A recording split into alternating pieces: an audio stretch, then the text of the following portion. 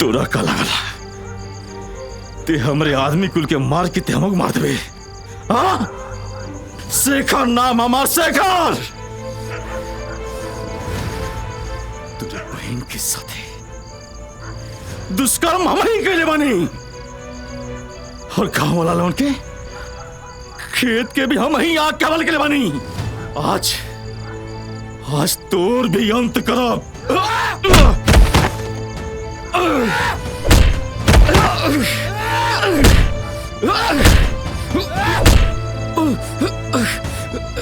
छोड़ो हमरा के। अरे चुप! कैसन माफी, कैसन जान के भीख, कोनो समझौता ना। तोरी गुनाह के सिर्फ मौत ही सजा बा।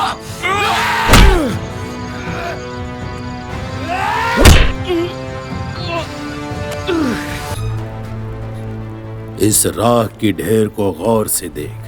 ये वही जगह है जहां पर बड़े बड़े सुरमाओं की अस्थियां आग में जलकर राख बन गई। फिर भी ना समझ इंसान अहंकार के आवेश में आकर बदले की आग में जलता रहता है, सिर्फ और सिर्फ दूसरों को नीचा दिखाने के लिए, जबकि यहाँ कुछ भी स्थायी नहीं है। इस माया की नगरी में सब किराएदार हैं। ये संसार तो रेत की ढेर पे बना वो मकान है जिसे कोई भी लहरें कभी भी किसी समय मिटा सकती हैं। आखिर किस बात का गुमान है तुझको? अरे तेरी अपनी सांसें भी तो पराई हैं। जन्म और मृत्यु ही सत्य है, क्योंकि तेरी भी आखिरी मंजिल यही शमशान है।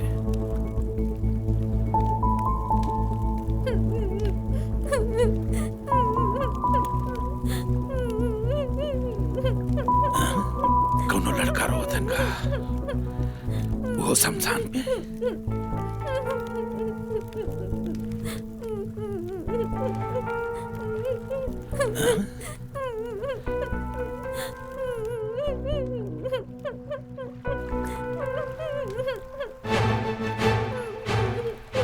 ये कौन लेगा?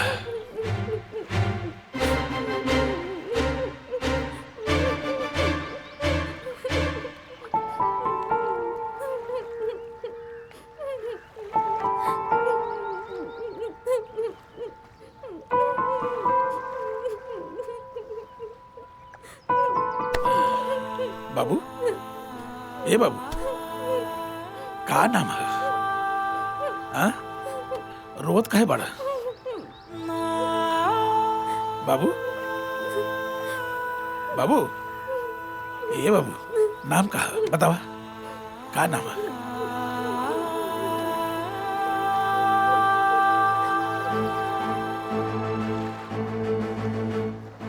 हे गंगा मैया, तोरा के साक्षी मान के ये लड़का के हम अपन बेटा मानतानी। ये अनाथ के बाप के रूप में महमूद चंडाल के एगो साया मिल जाई और हमरे बुढ़ापे के लाठी। आज से एकर नाम गोधन रही, गोधन।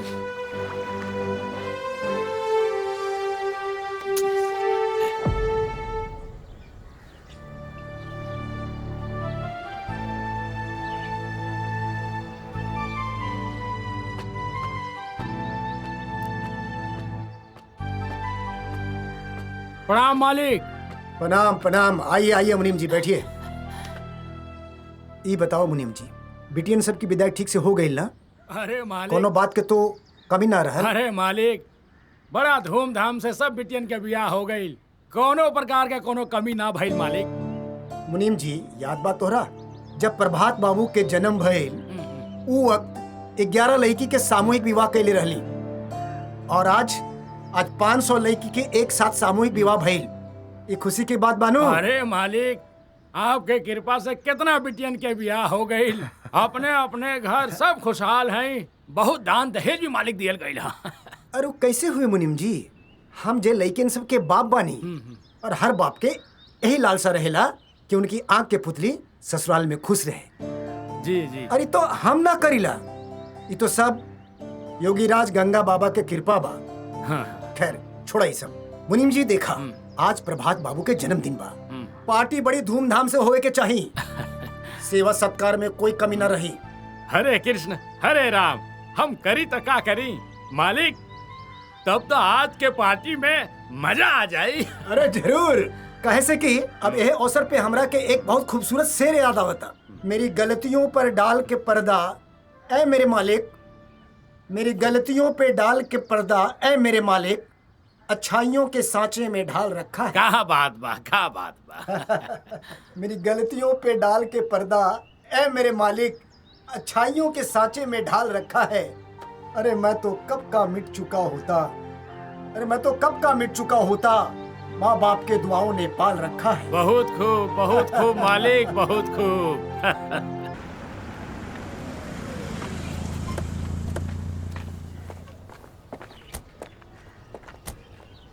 राम राम राम राम राम।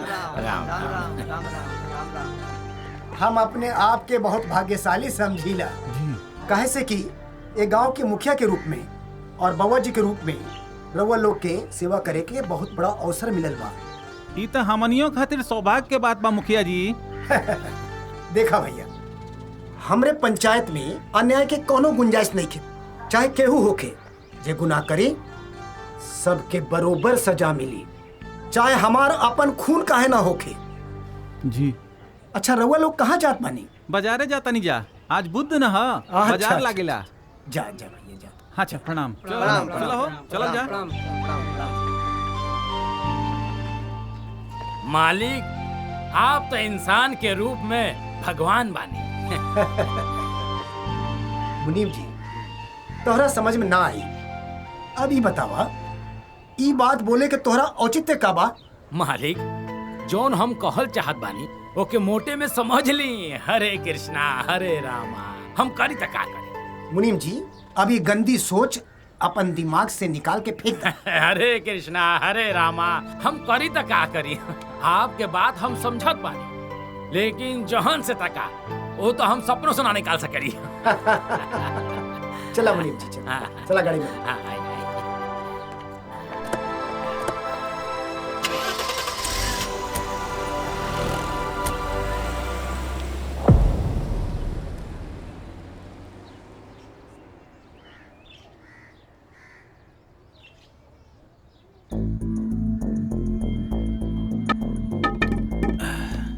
अरे का बात बा बेटा, तोहरा के का भइल? कौनो बात नहीं, तोहार खेले खाए के दिन बा, चिंता करे के हमरे ऊपर छोड़ दे, हमरो जिम्मेदारी बा। नहीं बाबू, कौनो बात नहीं के। स्कूले में लड़का जाके का करेला लोग? वहाँ लोग जाके पढ़ाई करलन, पढ़ लिख के डीएम कलेक्टर बन जालन। तोहरो नाम लिखा दी, तोहू पढ़ लिख के कलेक्टर बन जाया। नहीं बाबू, तोरे के छोड़ के हम कहीं ना जाए, तोरे काम में हम हाथ बटाए।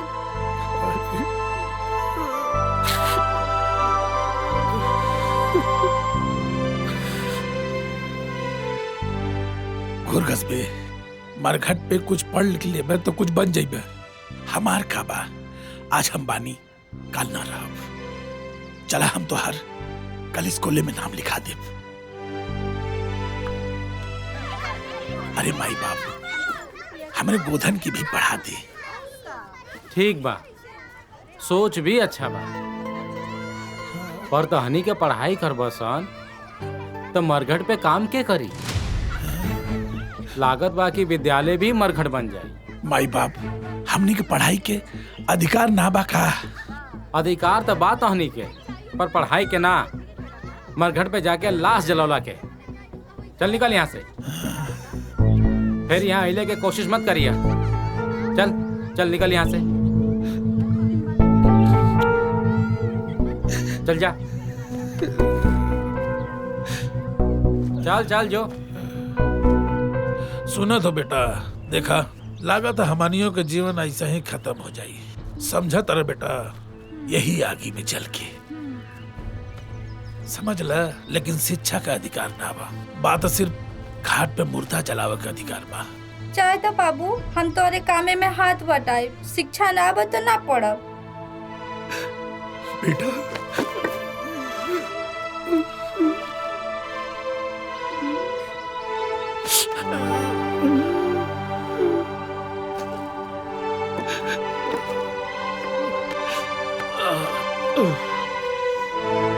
अच्छा बिटवा, दुनिया कहीं मुंह बंद कैला, आंख बंद कैला तो कैले बना और कैसे भगा दिलस मास्टर।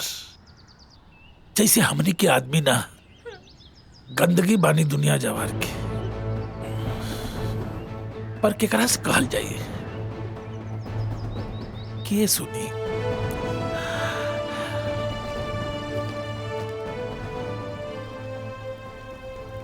ये सब देखा तारा बेटा। हाँ बाबू।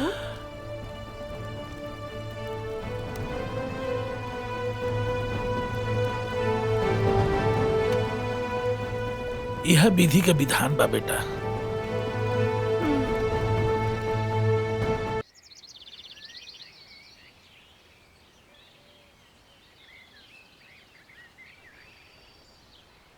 अरे भगवान, हम का करी? बबुआ जी के मुफ्त के गांव वालन के राशन बाटत बाटत हम परेशान हो गइल बानी। हरे कृष्ण हरे राम, हम करी त का करी? राम राम मुनीम जी। राम राम छगन, कहिया से तू राम राम जपना, आई पराया माल अपना, ई कबले चली? मुफ्त के राशन खैला के तो लोगन के आदत हो गई बा। अरे मुनीम जी, मन चंगा तो कटौती में गंगा। अच्छा हाँ। तो छगन तू रामायण पढ़े लगला, करिया अक्षर भैंस बराबर, अब तू वेद समझावे लगला। अच्छा तो अनाज चाही जी। तो ई तगाड़ी से चर्चा तगाड़ी तू लोग अनाज लेला। अच्छा अच्छा। जा लोगन ठीक पिंड बा, छोड़ा भैया प्रणाम। हमार। अब सुनो। तू निखटू लोगन के हराम के खैला के आदत पड़ गई बा। 4 तगाड़ी से अधिका मत ली हलो।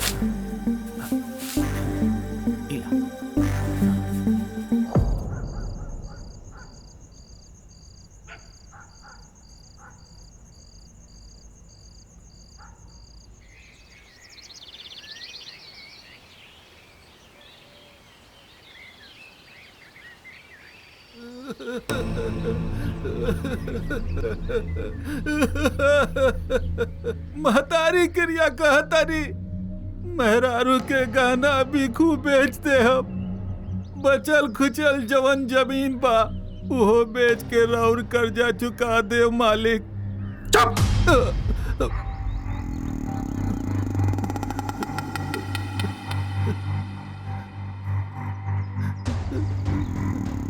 मालिक मालिक मालिक का समझ ले बाल रे?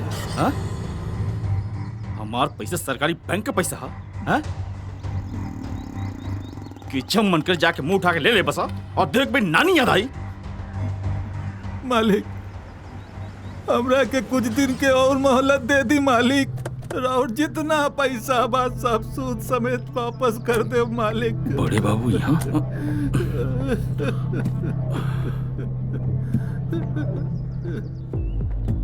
बड़े बाबू आप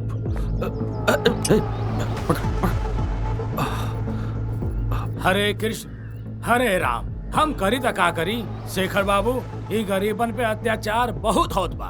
अगर बबुआ जी के दिमाग सटक गईल तो माना तो हर गाड़ी अटक गई। अरे मुनीम जी, ऐसा कुछ ना हुई।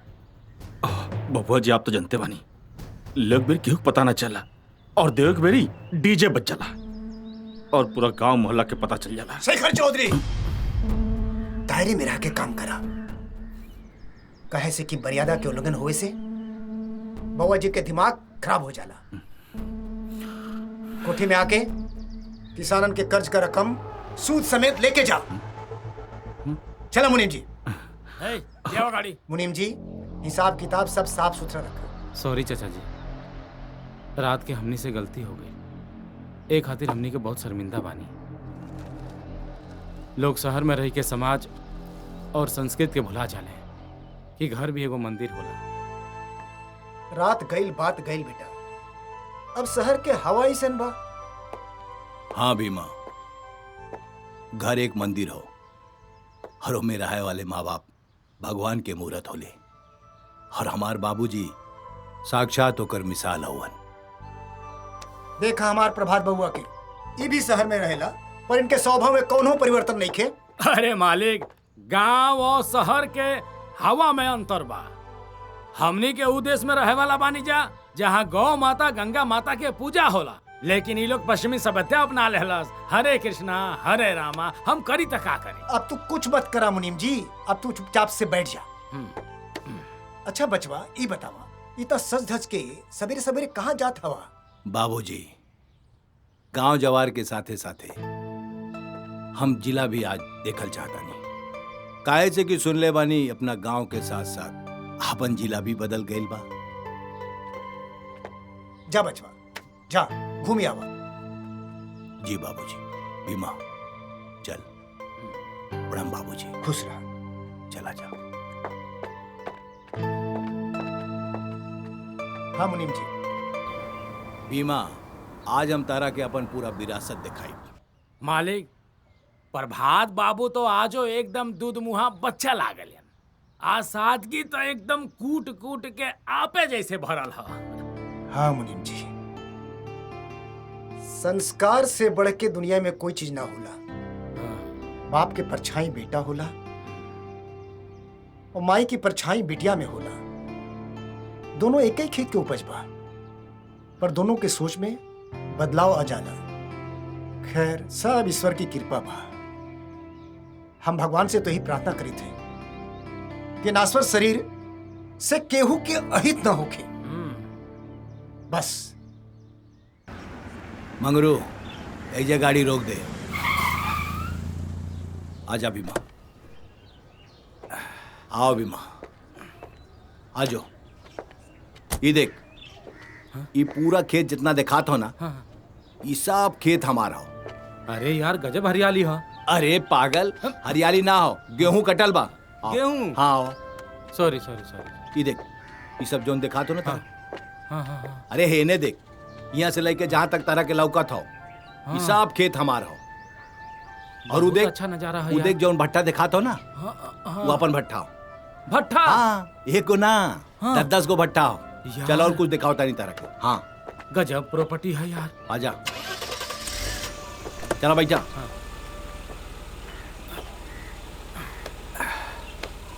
भीमा, हाउ देख, हाउ वो जौन मंदिर दिखातो ना तारा के, वो बड़ा मंदिर भव्य सा। हाँ, वो महादेव के मंदिर हो। वो हमरे दादा के दादाजी बनोले रहलन। अच्छा। बहुत जागृत मंदिर हो। वही जा जौन कुछ मंगबे ते, तोर हर मनोकामना पूरी हो जाए यार।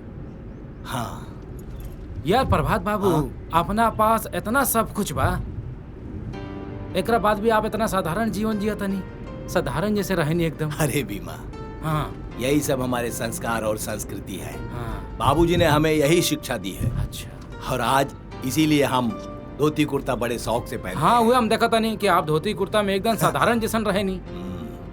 यही हमारा भोजपुरिया संस्कार है। गांव में बहुत प्यारा प्यारा चीज दिखा था यार।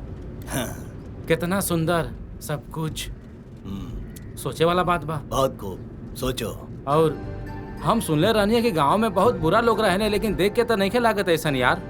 गांव मेरा बहुत अच्छा है, गांव में कोई बुरा नहीं है, समझे। तुम्हारे जैसे शहर के बकलोल आके हमारे गांव को बुरा कहते हैं और बुरा बात सोचते हैं। हमारे गांव वाले बहुत अच्छे हैं, समझे। सही बात बा, मानेगा पड़ी आपके गांव के प्रभात बाबू।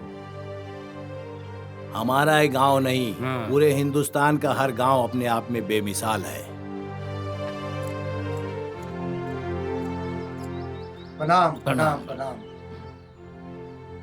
रउआ लोग कैसन बानी? सब ठीक बा ना? हाँ हाँ, सब ठीक बा। कोई परेशानी?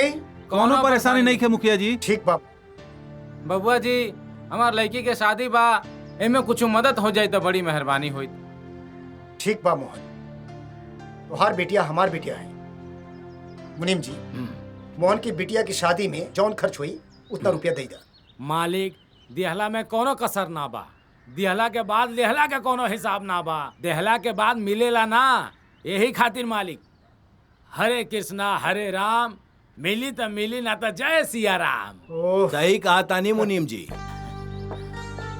हमार बाबूजी ऐसन दानवीर होवन, सब गरीब लोगन के लुटा के तीरथ पे जाए चाहता रहे। पैसा तो ऐसे लुटावता रहे कि जैसन भगवान के प्रसाद। भगवान खातिर बाबूजी बंद कर दी सब। और ये वैसे हूं सरकार गरीब किसानन खातिर कितना योजना लाइल बा, और रउआ की सब करे के का जरूरत है बाबूजी। देखा बच्चों प्रभात, जब केहू उम्मीद लेके हवेली में आवेला ना तो हम बड़ा फक्र महसूस करेला, और भगवान के आशीर्वाद से हम केहू के नाउम्मीद ना करीला। और दान पुण्य करे से व्यापार में, बिजनेस में बढ़ोतरी होला, और अपन हवेली के मर्यादा भी कायम रहेला। प्रभात, लोग तो यहाँ खाली हाथ आवेला और बउआ जी के हवेली से झोली भर भर के ले जाला, तो रहते में खुश होवे के चाहिए बउआ। का खुश होवे के चाहिए बाबूजी। रउआ ऐसे ही लुटाई तो एक दिन पूरा खजाना खाली हो जाए। खजाना खाली हो जाए, अरे तोहरा भेजे में कुछ ना जाए। जा, जौन मन करे तौन करा, जा।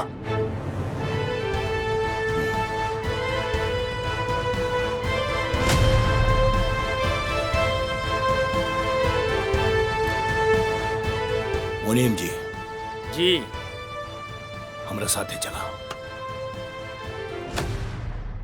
मुनीम जी, हमरा के रउआ से एगो बात करे के बा। अरे प्रभात बाबू बताई, ऐसन कौन विशेष बात बा कि जे हमरा से बात करे के बा? मुनीम जी, हम तारा से हिसाब किताब के बारे में कुछ पूछे चाहता नहीं। हिसाब किताब के बारे में? अरे प्रभात बाबू, अब बड़े मालिक तो सब लुटा देहले। हम समझाओ बूढ़ हो गई नी, हम का करी? हम बहुत कुछ समझौली, बहुत कुछ कैली, वो सुनत ना बाड़े। गरीब के लड़की की शादी में, आ धर्मशाला बनवले में, हई कैले में कुल करत रहत बाड़े। हमके कुछ समझे में ना आवत। हम मालिक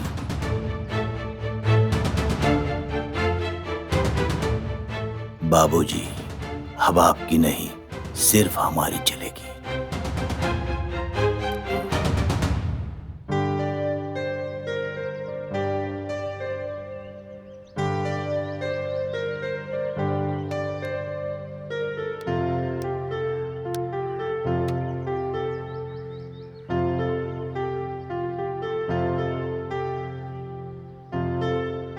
अरे भैया, एक खे राखी हमरे मुनिया के भी देता।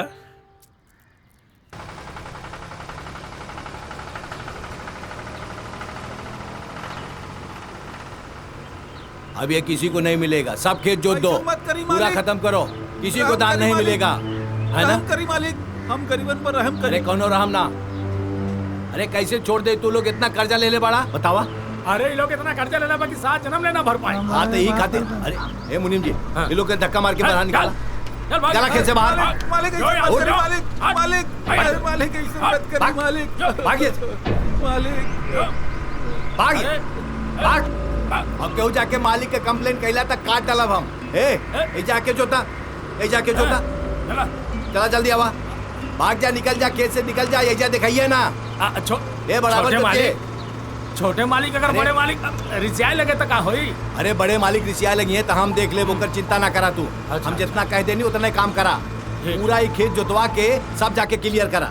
भाई खाता में जितना लोग पैसा ले ले बाड़े, अगर ज्यादा पैसा ले ले बाड़े तो सबके खेत छीन ला, क्योंकि खेत दे के जरूरत नहीं के, बड़े मालिक से हम बात कर ले। याद रखिए मुनीम जी। ठीक है, हम जतवा के। बाबूजी, अब आपके दान के बेटारा बंद। बेटवा, ये घाट का मालिक आज से तू बाड़ा, ये अधिकार हम तोहरा के देता नहीं, और हम काशी जाता नहीं। बाबू मत जा, हमने के छोड़ के, हमने के बाबू कहल जाए। तू तो कहले रहा बाबूजी, ये हमने के छोड़ के कबो न जाइबा, फिर काहे जाता रहा? हम कैसे छोड़ के जाई अपने चाँद और सूरज के, जकरा के आइला से भागुआ के जीवन में अजोर हो गई। कुछ दिन के बाद बा हम जाके आ जाई, फिलहाल हमके काशी जाई बहुत जरूरी बा, बुलावा आइल बा डोम राजा का। काशी घाट पे कुछ दिन काम बा, फिर हम आ जाए। ना काका, हमनी के तोहरे सिवा के बा, हमनी के छोड़ के मत जा।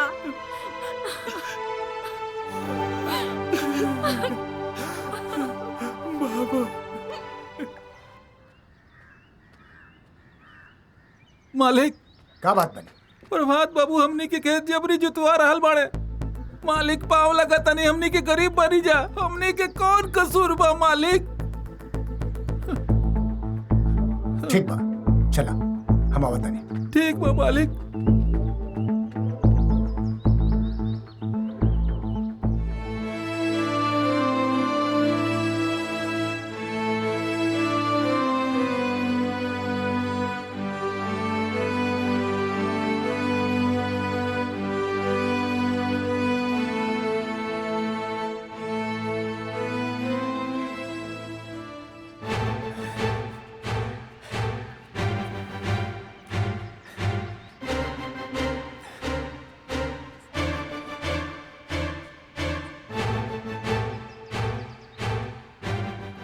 प्रभात,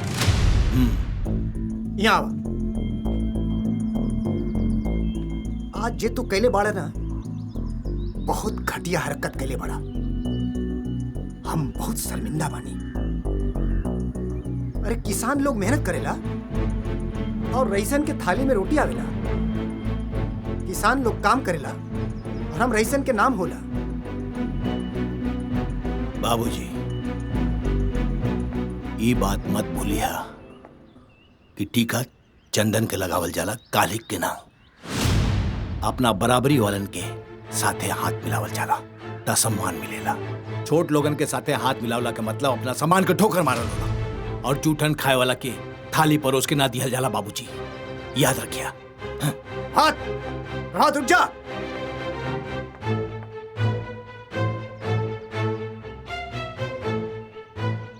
मुनीम जी, ये सब हरकत करे से पहले हमरा बतावला उचित ना समझला तू?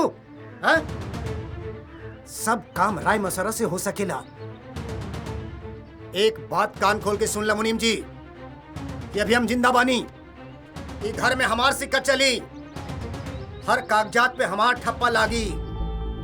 याद रखिया तू। मालिक, गलती हो गई मालिक, ऐसा गलती ना होई मालिक, क्षमा करी मालिक। ठीक बा।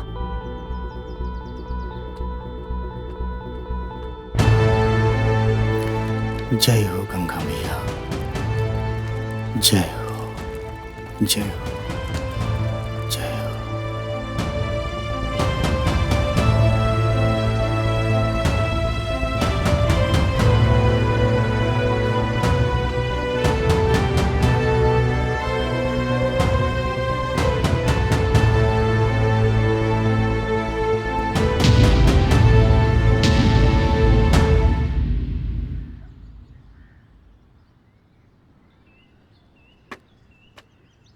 प्रभात बाबू।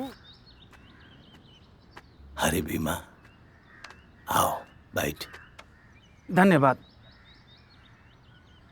का बात बा प्रभात बाबू, बड़ा टेंशन में लागत आ रहा। हाँ भीमा, किसानन के चक्कर में बाबूजी हमरा के बहुत भला बुरा कहलन। हुई भूल गईलन कि हम उनकर लइका आई। अरे तो ई कौन बड़ बात बा? हाँ, भुला जाई सब बात के। नहीं, कैसे भूल जाई? मूड बड़ा खराब हो गई बा। मूड खराब बा? ला अभी 2 मिनट में अब मूड ठीक कर देता नहीं। ये देखा, एकदम बिलायती बा। बस 2 पैक मरबा, सब टेंशन खत्म हो जाए। ये कहा, हाँ? हमरा के नरक में डालल चाहता नहीं।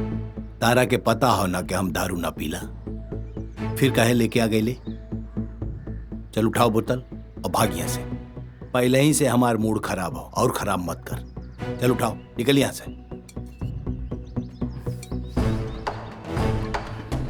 ससुर के नाती दारू पिया के हमार मूड ठीक करिए। करे कलुआ मालिक, हमार पैसा देले का मूड नहीं का तो मालिक हमरा और एक एक पाई के हिसाब दे दे मालिक, हमके कुछ दिन के मोहल्लत दे दी मालिक। चुप, मोहलत दे दे, मर्जी तब देवे का? हैं? मोहलत दे दे।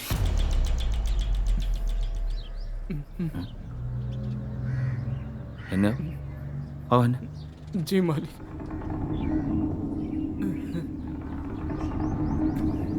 देख कर लो, हमरे पास एगो आइडिया बा। तोर कर्जा भी माफ हो जाई और हमके हमार पैसा भी मिल जाई। ये कैसे मालिक?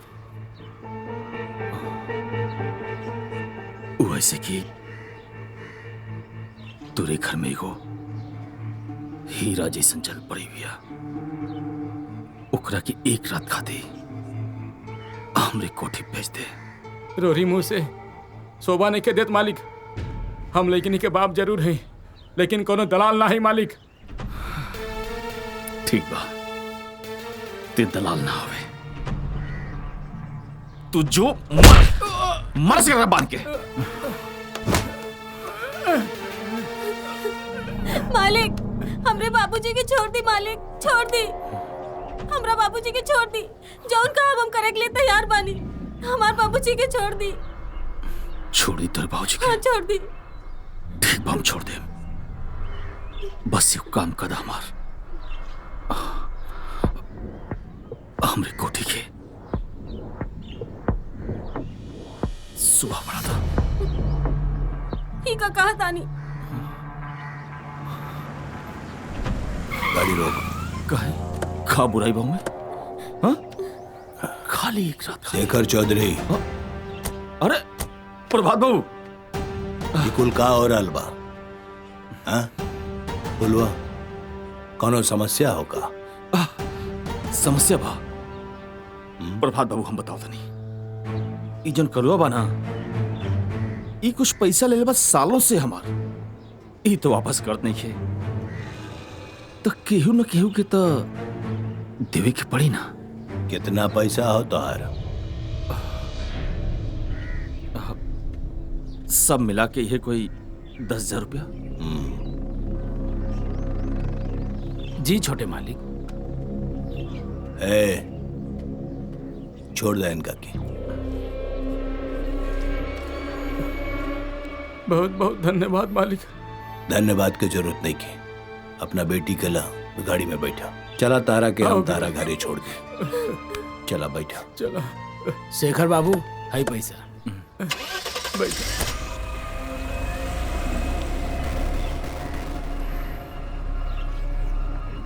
प्रभात बाबू, एक खमियाजा तो के भुगते के पड़ी।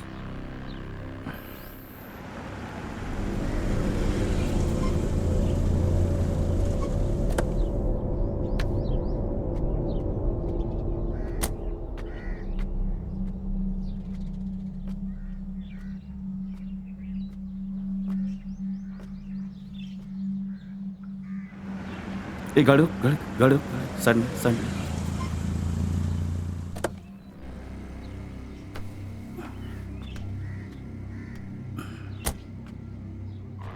प्रभात बाबू,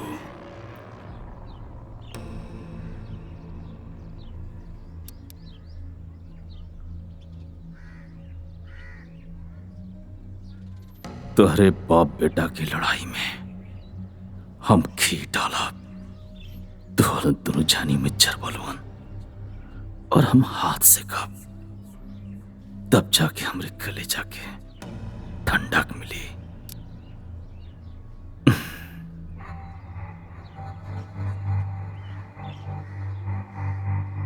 प्रभात बाबू। शेखर चौधरी कब आगमन भेला? शहर के चकाचौंध जिंदगी जिए वाला दुर्लभ जीव, ये गांव जवार के न्याय के देवता बबुआ जी के युवराज, धूल मिट्टी में। प्रभात बाबू, सोने की कुदार से मिट्टी ना कुड़ाला। खैर छोड़िए, ये बताइए कैसे बनी?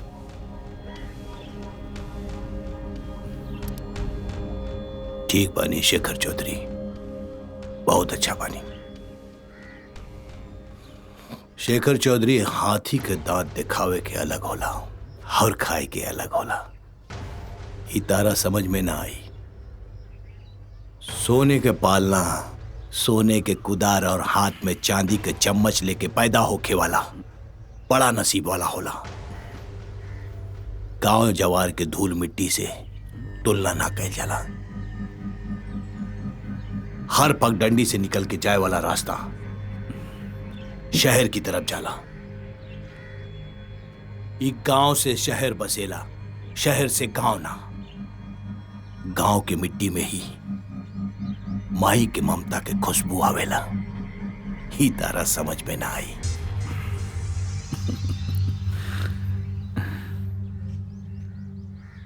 बड़ बुजुर्ग एगो कहावत कहले बना कि जैसन पेड़ वैसन फल। छोड़ी, प्रभात बाबू हमके माफ कर दी और हमसे दोस्ती कर ली। ई जौन अपन हाथ बाना हमरे सर पे रख दी।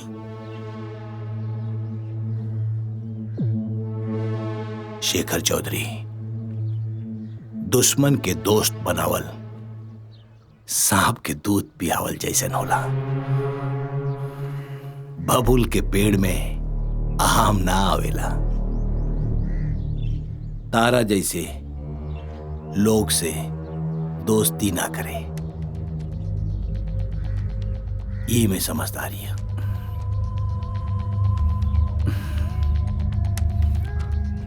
प्रभात बाबू, सुननी है कि कल बाबूजी से कुछ कहा सुना होगा आपको? काना फूसी सुने वाला और काना फूसी करे वाला दोनों बड़ा कमीना होले। ये हमारा घर के मामला हो और हमारे बाबूजी अपने आप में ही कोर्ट और न्यायाधीश हुए। उनका हर फैसला न्यायप्रिय होला। गलती हमरे रहल, हमार ना समझी रहल कि हम अपना बाबूजी के ना समझ पानी। खैर, तारा पूछला के मकसद का हो शेखर चौधरी? माफ कर दी प्रभात बाबू, गलती हो गई हमसे। दोस्ती कर ली हमसे। दोबारा ऐसा गलती ना होगा कि चाहिए।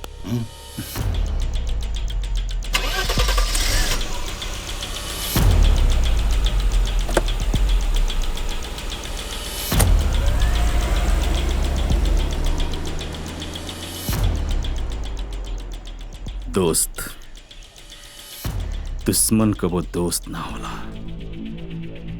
गलतफहमी में अक्सर लोगों के जान चल जाला। अंगुरी पकड़ने के बाद पहुंचा कोनिया पकड़ल जाला।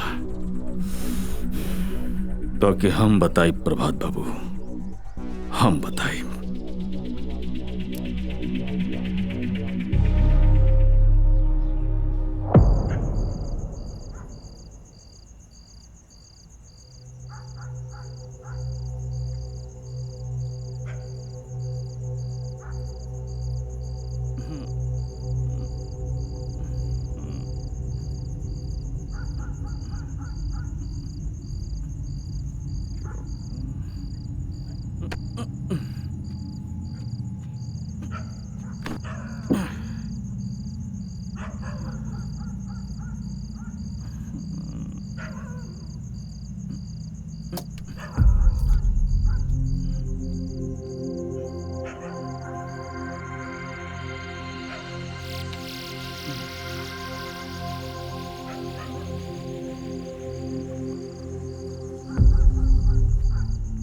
मालिक, बात तो समय से परे बा। रोज रउआ दारू पियत रहनी, आज ही कोल्ड ड्रिंक का है। धर्म के परिवर्तन भइल तो देखले रहनी, लेकिन ई कैसन परिवर्तन ह?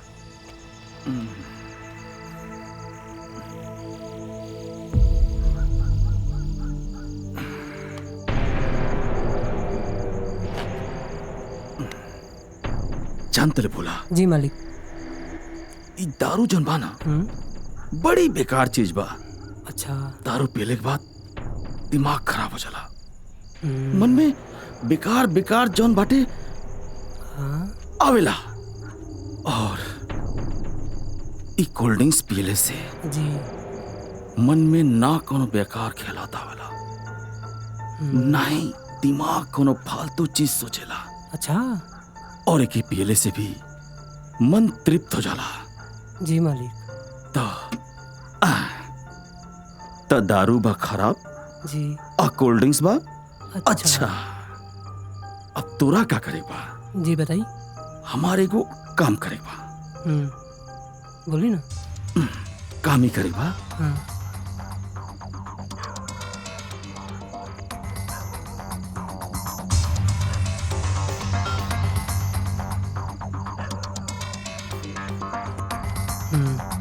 ठीक है मालिक, सब कुछ समझ गए नहीं। सबके बता दे कोल्ड ड्रिंक के स्वाद कितना अच्छा होला। जी मालिक। हाँ अच्छा जो जी ठीक है मालिक।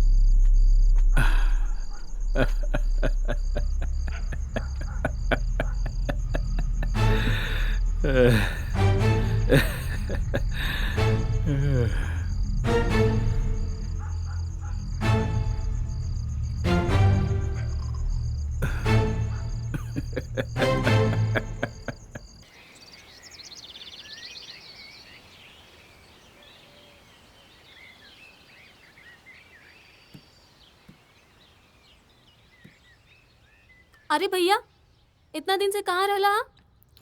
कुछ ना।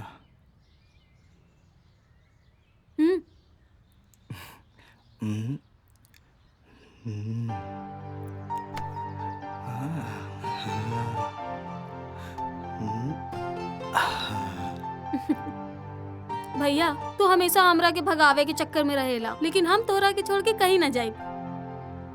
चाहे के तब पड़ी मुनिया, भैया के घर छोड़ के अपनी साजन के घर। भैया तू चिंता मत करा, तोहरा के छोड़ के हम अपने पति के घर ना जाए। हमरा सिवा तोहर के बा। जेकर केहू ना होला ओकर भगवान होले। अच्छा तू जल्दी से खाना पकावा, हम अबे आओ।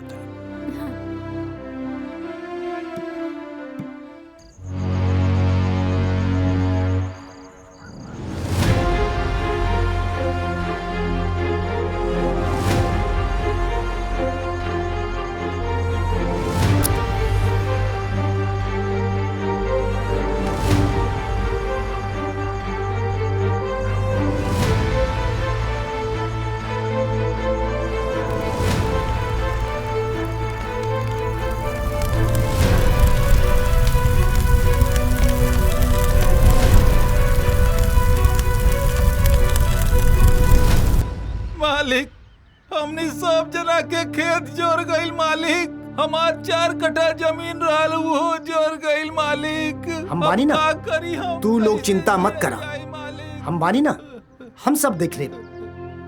चिंता ना करा लोग, बाबूजी बाड़े, सब ठीक हो जाए। हाँ?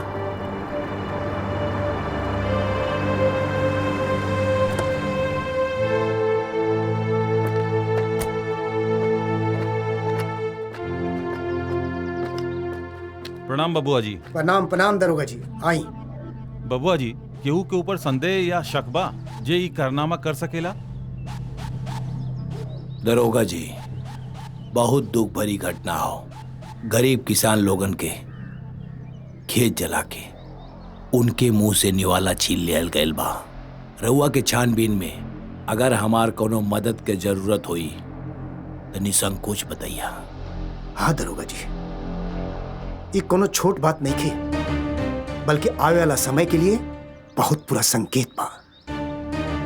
हमार दुश्मन सक्रिय हो गई बा हमरा के नीचा दिखावे के खातिर, पर घबराए के कोनो बात नहीं थे। हमनी लोग ओकरा के पताल से नीचे से खींच के निकाल ले, है ना बेटा? हाँ हाँ बाबूजी।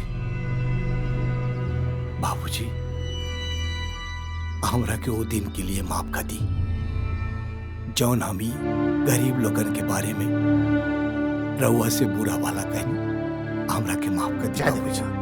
मत सोचा एकर बारे में। अब सावधानी पूर्वक ई पता करे के कोशिश करा कि ई घटिया काम के पीछे केकर हाथ रहल। जी बाबूजी। बाकी के दरोगा जी देख लिए।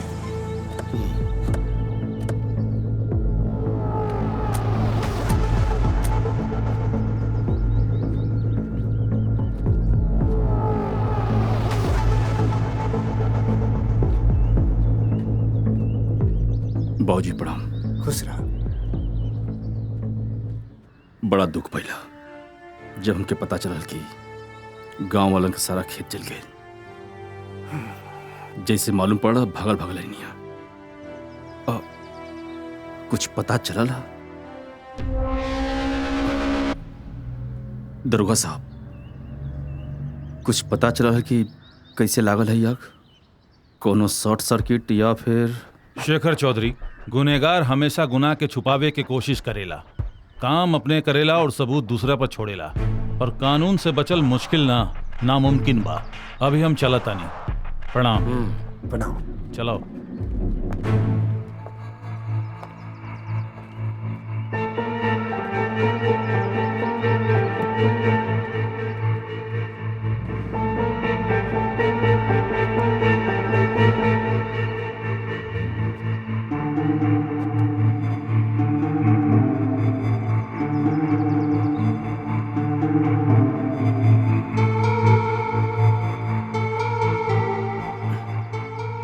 प्रभात बाबू,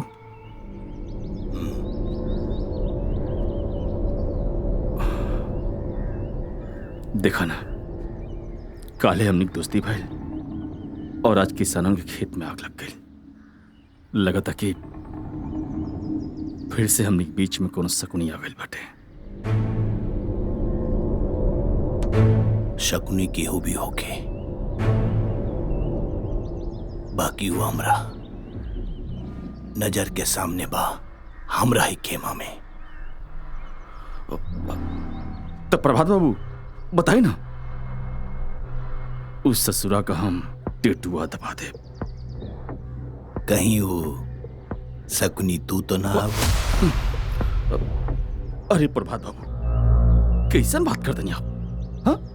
और आपके हम पे विश्वास नहीं किया ना, तो एक काम करी, ले है ले, अब मार दे हमको। अरे हम तो मजाक करत रहनी, रख लायक रख, तू तो दिल पे ले लेला। हाँ प्रभात बाबू, आप तो मजाक करता नहीं है, इन्हें तो जान निकल गया। अच्छा, हम बहुत डिस्टर्ब बानी, तू जा, हमनी के बाद में मिला जाए। जा।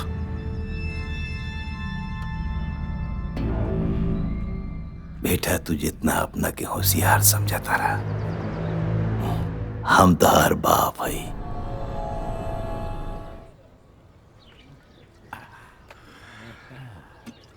कहानी अंत हो गए तो हर काम हो जाए, हमके टेंशन मत दे, बार बार फोन मत कर हमके, ठीक बा? रखा पा। अच्छा आइयो, चढ़ गई लो ढेर। का हो? ये बतावा, तू कल पानी भरे ना आयल रहल? हाँ, ऐसे ही कुछ काम रहा। कोनो बात रहे का? हो सखी, एक बात सुननी है। बोला ना, का सुन लू है? हाँ, वो रिश्ता तोहर पक्का भइल रहे ना? हाँ, अब का बताई तुमके? हाँ, तो ओकर का भइल? पक्का भइल कि ना? ना भइल हो, तू पानी संभाला। आज तो तोसे गगरी के पानी नहीं संभला था। अक्सर जवानी में छटकेला। अच्छा, कल कहाँ प्रोग्राम है भैया? का कहत रहा? पिया पिया, अरे कोने को उठाओ? अरे कोनो के उठावे के होई मर्दवा, उठा लिया जाई। हाँ ना, पता हम बताओ नहीं ना। हाँ, छोड़ा ये लड़की का चीज भी है भाई। कोई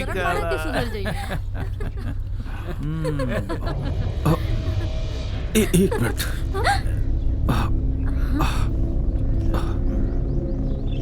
तो हम लोग देख के प्यास लग गई बाटे, तनी पानी पिया दे का पानी।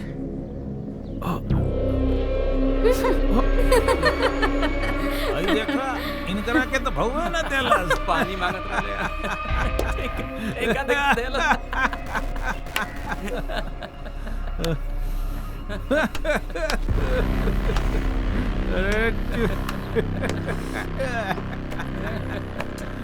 यही से कहिला तू लोग बात कम करा लोग।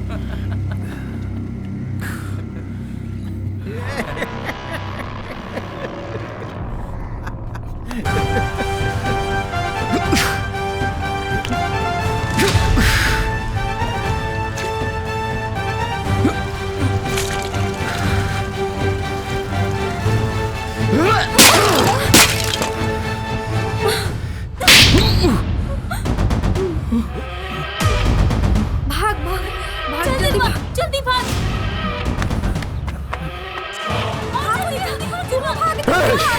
आजा मुनिया, जल्दी आ। भाग मुनिया, और जल्दी भाग।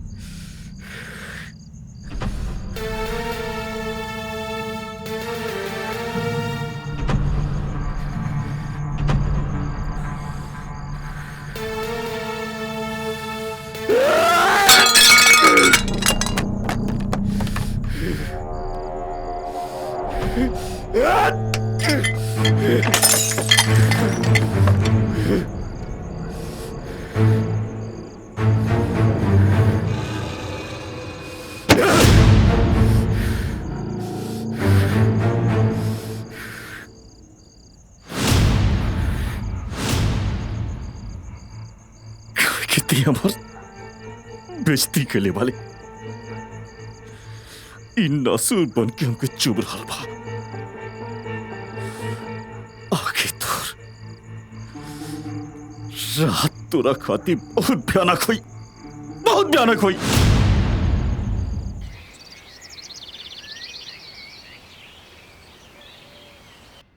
प्रभात बाबू, ए प्रभात बाबू।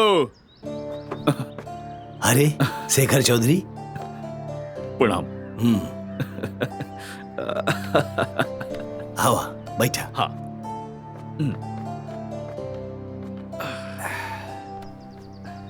और सब खैरियत बना? शेखर चौधरी, सब खैरियत बात तबे ना हवेली में बानी। और एजा आवे के तार मकसद का हो? अरे कोनो मकसद ना, हम तो भगवान से यह दुआ करनी हमरे दोस्त के केहू के नजर ना लागे।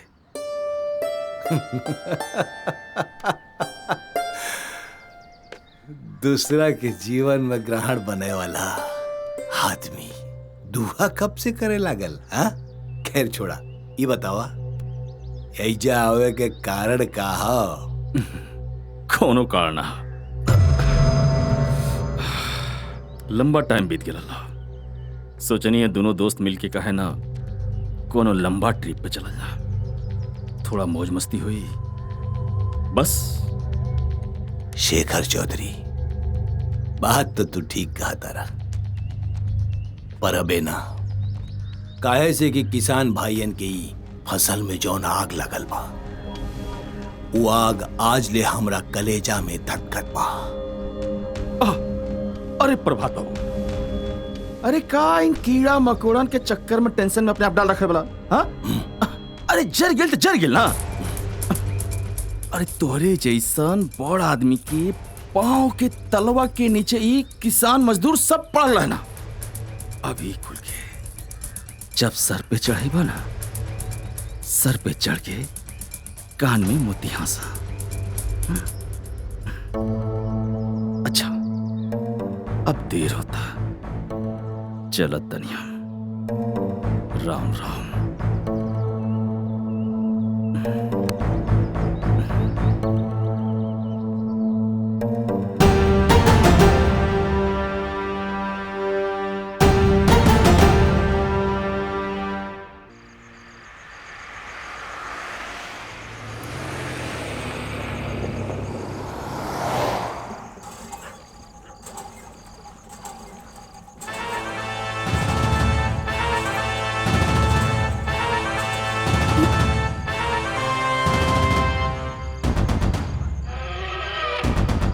हे भगवान, इतना रात के ही सब ऐसा।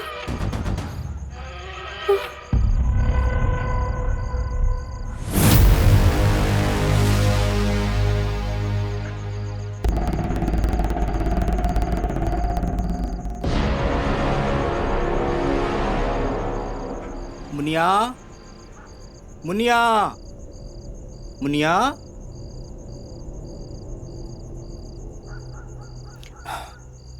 कहाँ चल गई मुनिया? मुनिया इतना राती के कहाँ जा सकेले?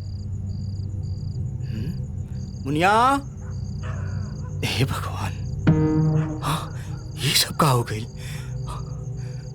मुनिया,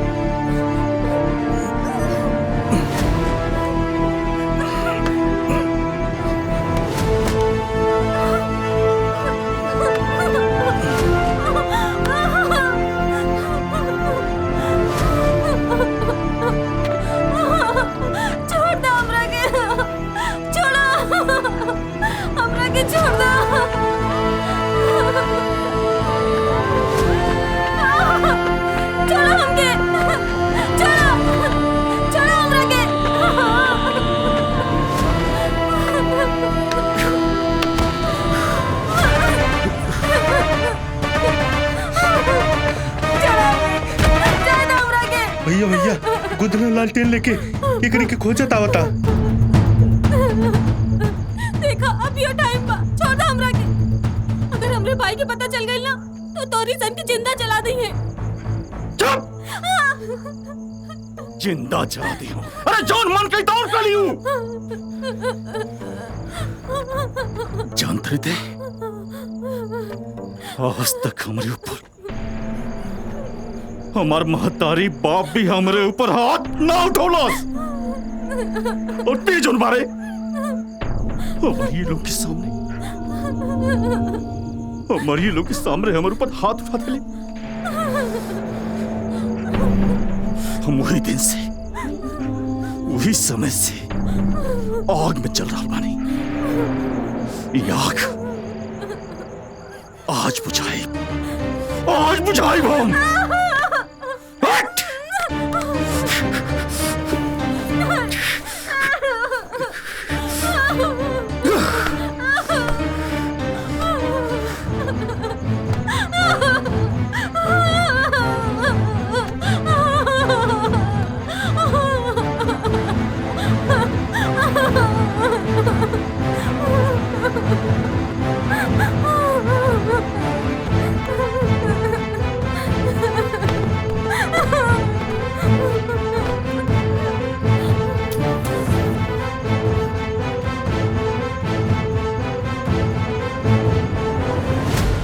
मुनिया, मुनिया,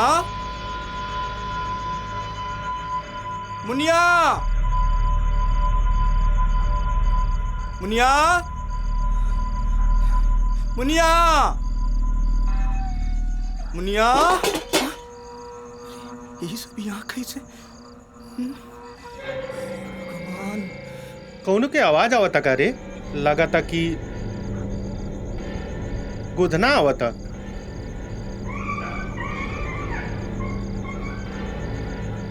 एक के उठा के ले जाके ठिकाने लगा था। मुनिया, मुनिया, कहाँ चले मुनिया?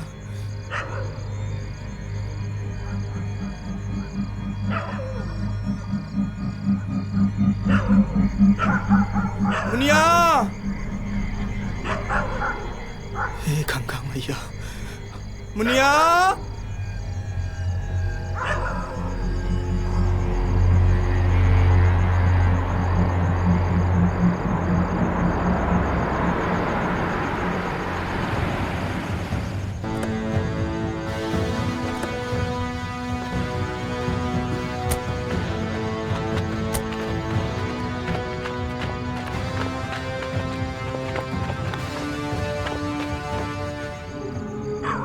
मुनिया, मुनिया, मुनिया,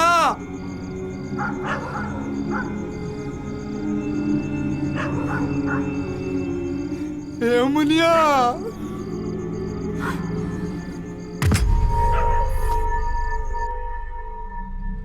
भाई देख, हमरा बहुत भूख लगल बा, तो जवन सुबह खैले रहे जा वही के ऑर्डर कर दा। भूख तो हमरो लागल बा। रुक देखा तानी का बा और ऑर्डर कर देता नी। हमार टेंशन में सर फटल जाता और तोर कुल जन बाला सब पेट धोले बाल सा। वो तीनों भेजनी की लड़की की जाके ठिकाने लगा था, लेकिन अभी तक कहाँ बांध सा कुछ पता नहीं है। एक काम कर, फोन लगाओ तो।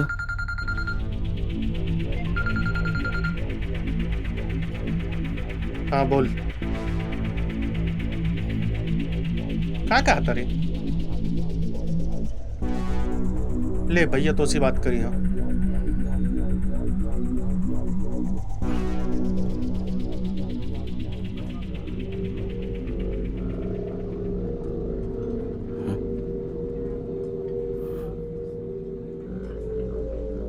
फोन छोड़ दिला सा। हे भगवान, अरे पागल हो गुलबा से का तुरकुल? हाँ? तुरकुल के मालूम बा क्यों हाथे लग गया था, तो हमने के सीधा हौलाद चल जाएगी। एक तो बेवकूफ कौन बोला से फोन में वीडियो बना तो गुल के। चल फोन रख।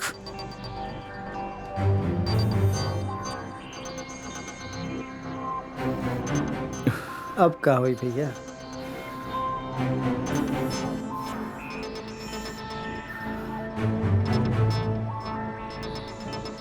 तो फंसा दिया ना सा। हे भैया, हमकी मुनिया के टकला का। हे भैया, मुनिया, मुनिया,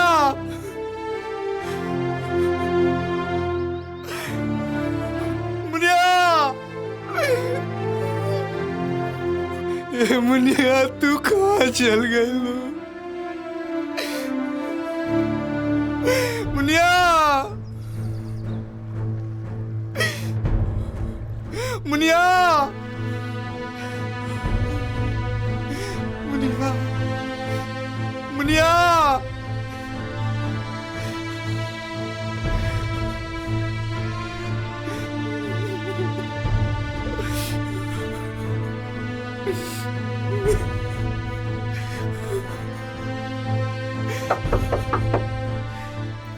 चाची कहा बोला मुनिया के देख लू का? ना बाबू मुनिया के तो ना देखनी हा। का भइल? ए चाची मुनिया मन मिलत नहीं के। अरे कहीं गई होखी, आ जाई, हैरान मत हो। ठीक बा चाची, ठीक बा। मुनिया मुनिया ए मुनिया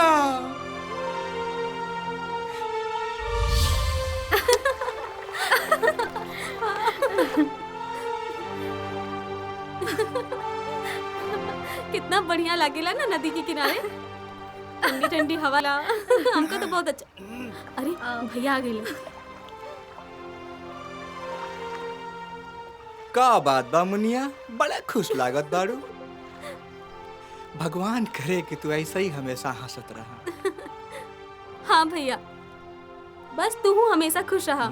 एको बात बा, तू अपन बियाह कैला काहे कि हमरा सहेली जैसन भौजी चाहिए। हाँ, जवान तोहार अच्छा से ख्याल रखे भैया, ओइसन कनिया चाही। त कहाँ बा कनिया, जा ले आवा। अरे भैया, करिया अक्षर भैंस बराबर। अरे बाबा, कनिया कहीं मिलेली का? जब तोहार बियाह होई तो दुल्हन बन के तारा घरे आई। अरे त काहे ना पहले बतैलुआ, पर हमरा से बियाह के करी? हम तो घाटे पे जराए वाला मुर्दा चंडाल गुदना में। त का भइल, जवान बाड़ा, अपन पेशा वाला काम करा तारा। घाट पे लोगन के जला के तोरा हाथ से मोक्ष मिलेला, संपूर्ण आत्मा के।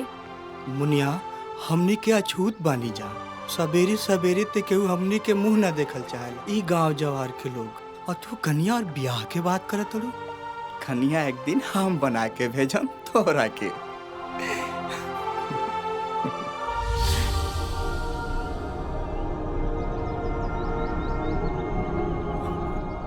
मुनिया ए मुनिया मुनिया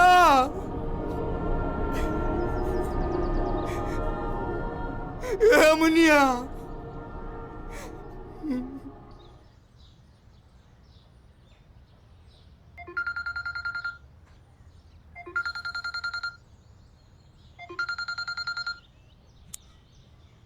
और प्रभात बाबू और हमार कॉलेज के दुश्मन बोल का कहा तारे, कौन शुभ समाचार सुनाओ तारे? हाँ बोल, वैसे ते कहाँ आज तक शुभ समाचार सुनौले? हाँ? अरे प्रभात बाबू, कब तक जूता भिगो भिगो के मारा बाप हमके?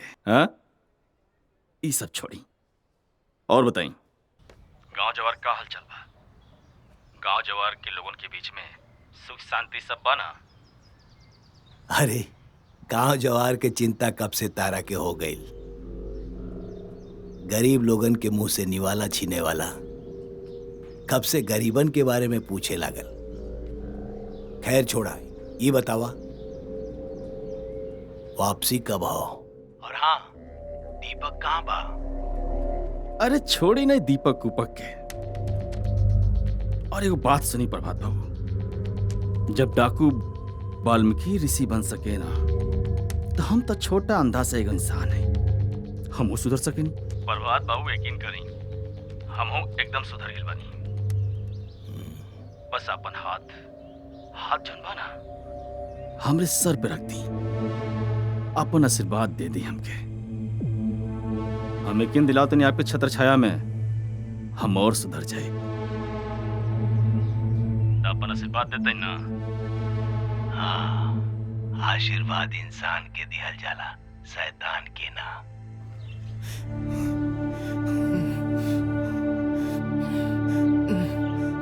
का गोधन, यहाँ कैसे? आज घाट पे दाह संस्कार नहीं बा का? हाँ बोल, बोलत काहे नहीं खे?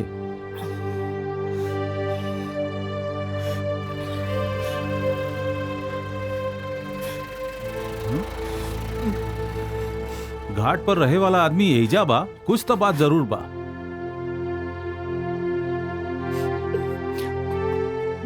नहीं माई बाप दादा जे खुद आग में जरा था,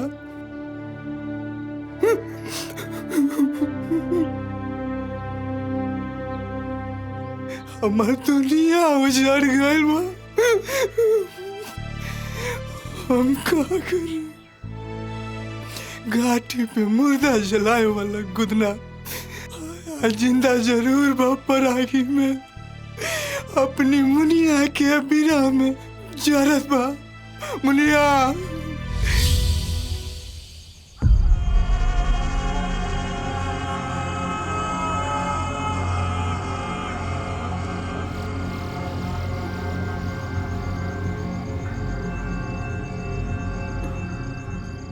इतना रात हो गई, भैया अभी ला ना आइले।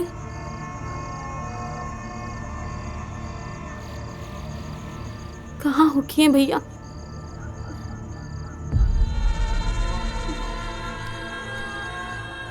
हम ब्याह न करब भैया।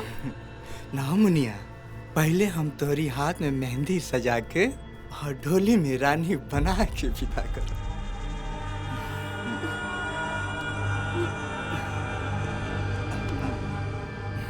हमार बहनोई राजा घोड़ा पे चढ़ के यानी गाजा बाजा के साथ एक गोदना के दुआरे, और हम खूब धूमधाम से विदा करब।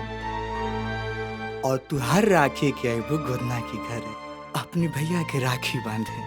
हमके ओई दिन के तोहार इंतजार में। हम ना जाए तोहरा के छोड़ के, और तू ज्यादा परेशान करबा ना तो हम तोरे से बोलब ना। हम तोरा से रूठ के बहुत दूर चल जाए। अरे पगली, ये तो दुनिया के रीत रिवाज बा जेके निभावे के पड़ी।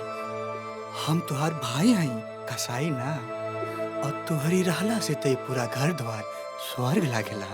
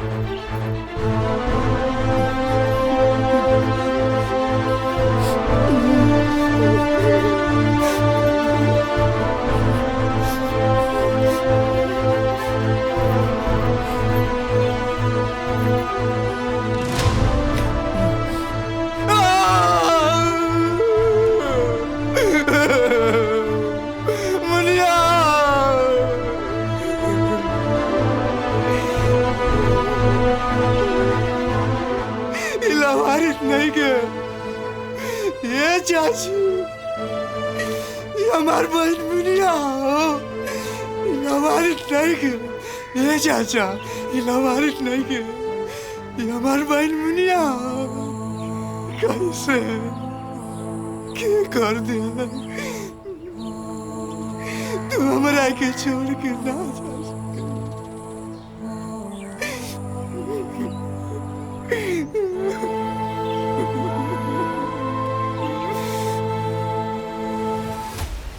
मुर्दा जलाए वाला ही कुत्ता चंडाल पूरा दुनिया में आग लगा दी जे तोरी हाल कैले बा। अरे ओकरा के तो आगी भी नसीब तो तोर कदम का हाथ पानी मुनिया।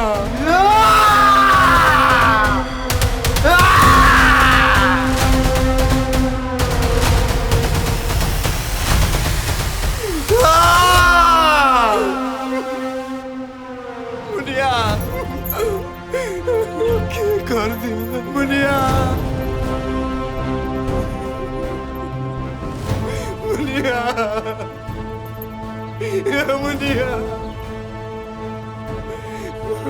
मुनिया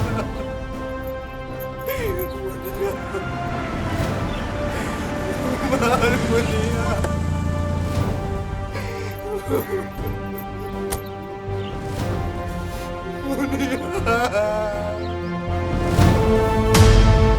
ई का भइल गोदना? तोहरा के कुछ पता बा का? ना बउआ जी हम कुछ नहीं के जाने। बस इतना जाना था इनका हमार कलेजा के टुकड़ा हमार बहन जब लाश बन के हमारी बाह में सुतल बिया। जोड़ कब हमारी कलाई में राखी मानत रहे। हमरा के न्याय चाहिए बउआ जी। काहे तू गांव जवार के कोर्ट में सुनले रहनी है कि बउआ जी की हवेली पे न्याय मिलेला। आज दर्शन भी हो गए कानून और अदालत के भगवान के। शासन भी आज्ञा ले ला बउआ जी बउआ से। ये गुंडा चंडाल के क्यों भी दुश्मन नहीं है। हमारी बहन के साथ कैसा दुष्कर्म होगा।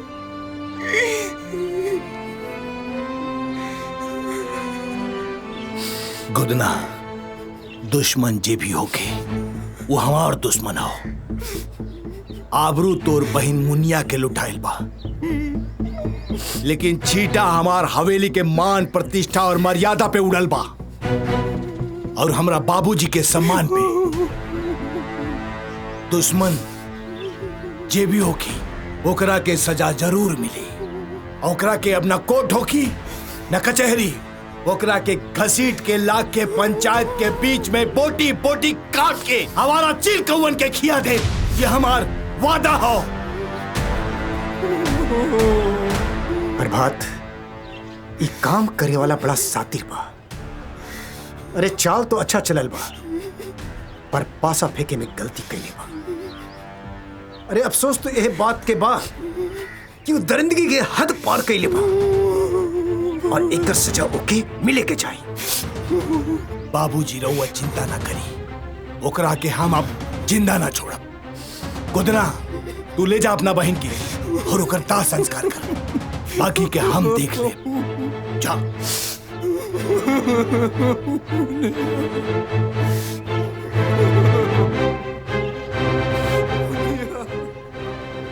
आए बाबूजी। चलो चलिए।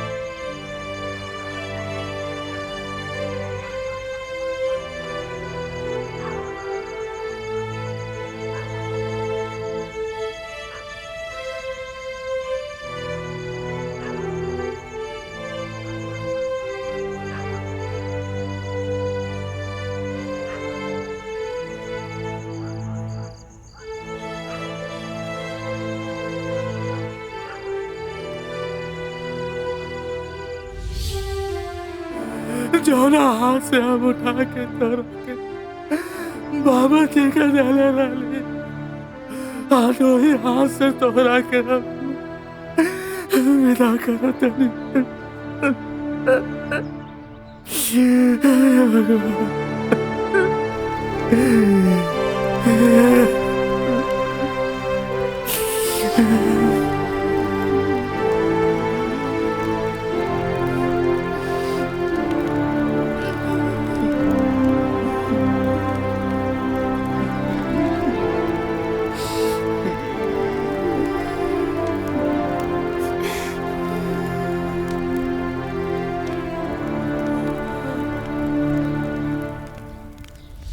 हम बियाह न करब भैया।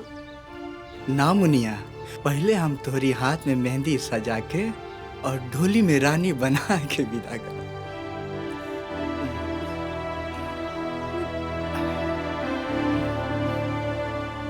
और हमार बहनोई राजा घोड़ा पे चढ़ के गाजा बाजा के साथ गोदना के दुआरे, और हम खूब धूमधाम से विदा करम।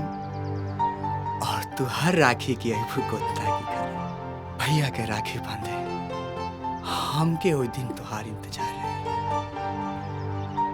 हम ना जाए तोरा के छोड़ के, और तू ज्यादा परेशान करबा ना तो हम तोरे से बोलब ना। हम तोरा से रूठ के बहुत दूर चल जाए। अरे पगली, इस तो दुनिया के रीत रिवाज बा जे निभावे के पड़ेला। हम तुहार भाई हमी कसाई ना, और तोरी रहला से तय पूरा घर द्वार स्वर्ग लागेला।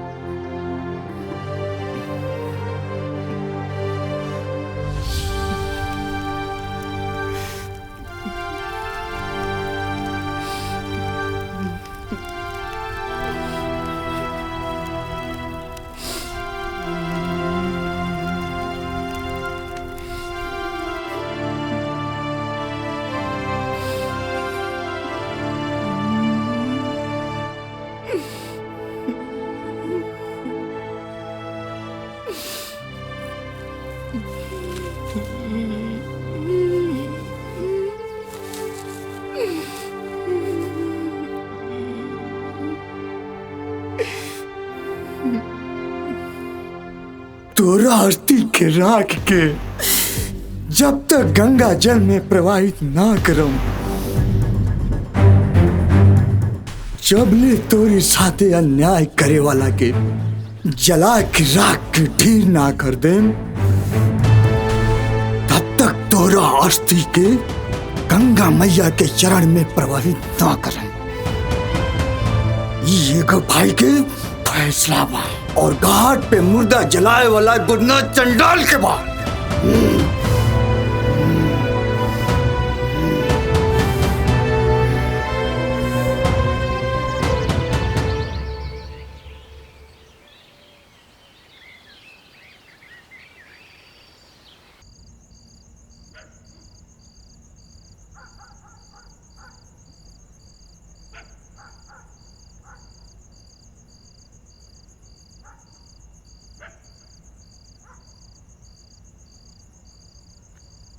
गोधन भैया,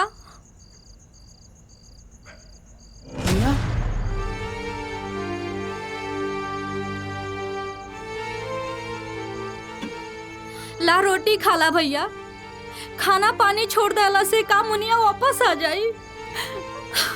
हमू तो तोहर बहन है ना।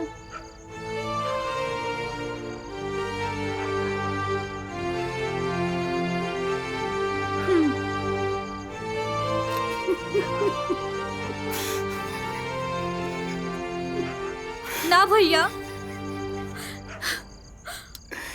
जिरवा, मुनिया तो कहत रहे कि हम ताके छोड़ के कबो ना जाए, तही कैसे? ना रोवा भैया, हमनी के आंसू के कोनो कीमत ना है भैया। काहे से कि हमनी गरीब बानी ना, और गरीब के आपन आंसू खुद पोछे के पड़ेला। काहे कि हमनी के जीवन कीड़ा मकोड़ा के बाना ना। सही कहलू जिरवा, हमारी मुनिया के वो सब हमसे छीन लेला सन। और हम कुछ ना कर पाएंगे।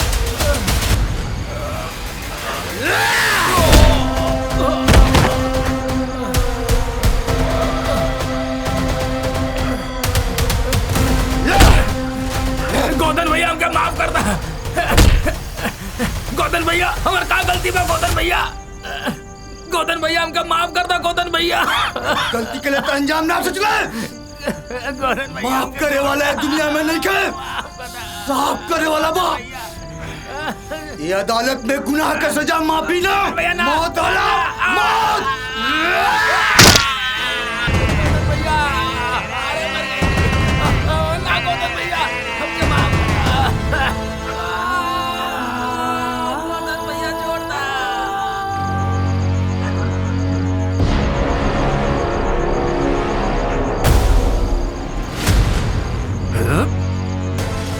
मार देख रखे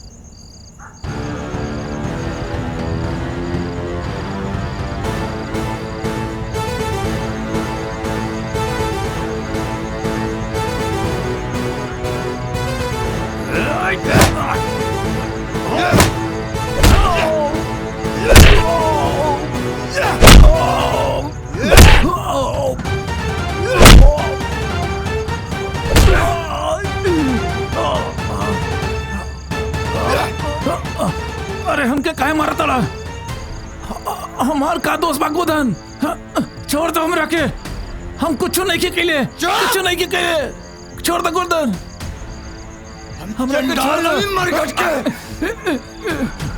मौत बन के आइल बानी रात बताए वाला दुनिया में क्यों नहीं के रात के सजा देवे वाला गुनाह के हिसाब किताब करा था।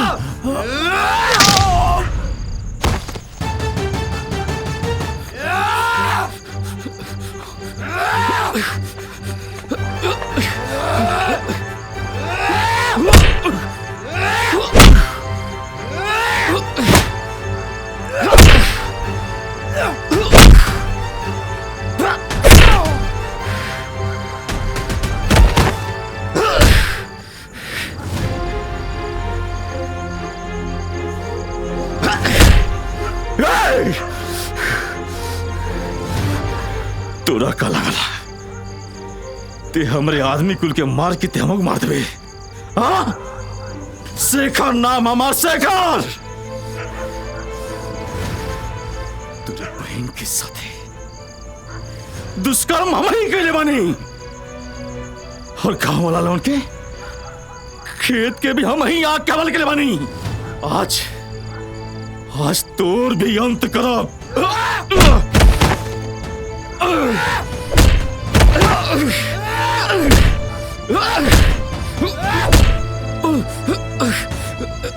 छोड़ो हमरा के। अरे चुप! कैसन माफी, कैसन जान के भीख, कोनो समझौता ना। तोरी गुनाह के सिर्फ मौत ही सजा बा।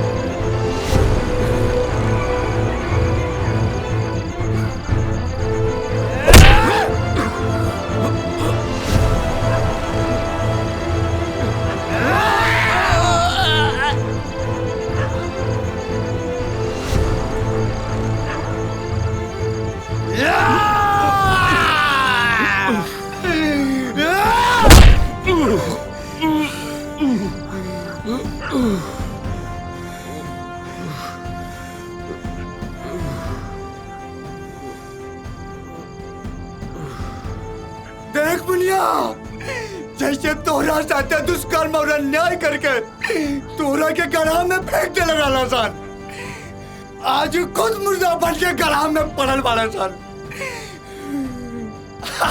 देख तमाशा, देखा गांव जवार के लोग गुदना अपन गुनाह कबूल करा था, लेकिन हाँ हमरे लगे एगो सबूत बा। देख लो, हमारे लगे एगो सबूत बा, देख लो। अरे हम घाट के चंडाल हवी, हम झूठ हवी, हमरा परछाई से भी लोग दूर भागेला। अरे हमार खाना पीना भी बहुत अजीब बा। हमार मांगी सीख दास हवी। देख मुनिया देख, मार दानिया चारण के।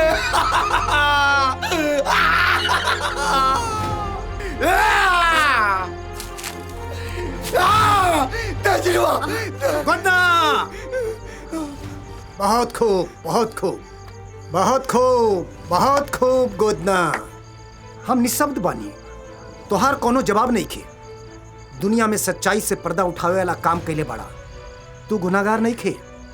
हम गांव के मुखिया होके के नाते पंच परमेश्वर के सामने और गांव वालन के सामने तोहरा के बेगुनाह साबित करत बानी।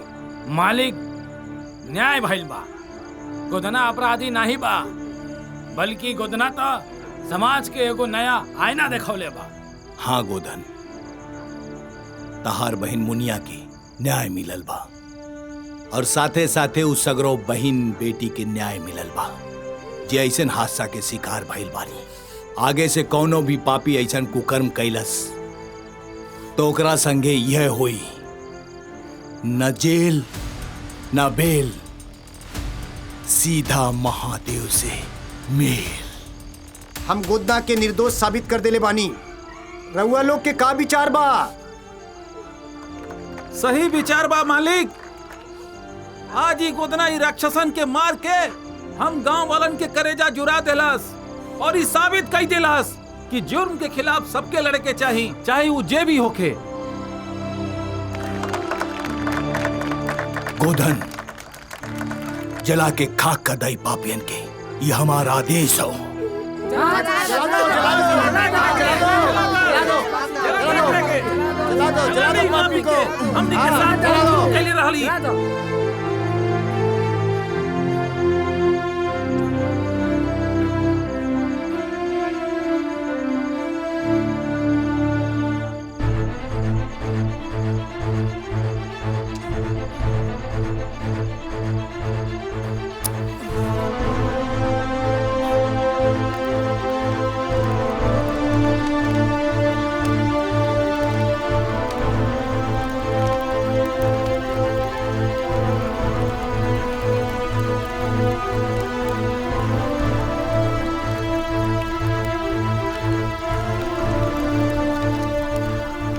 बुरा काम के बुरा नतीजा होला, ना माना त का के देख। जे जे कैले बाटे भैया, ओकर ओकर घर देख। बेटी बचाओ, बेटी पढ़ाओ, समाज बचाओ, स्वच्छ सुंदर भय मुक्त भारत बनाओ। जय हिंद, जय भारत।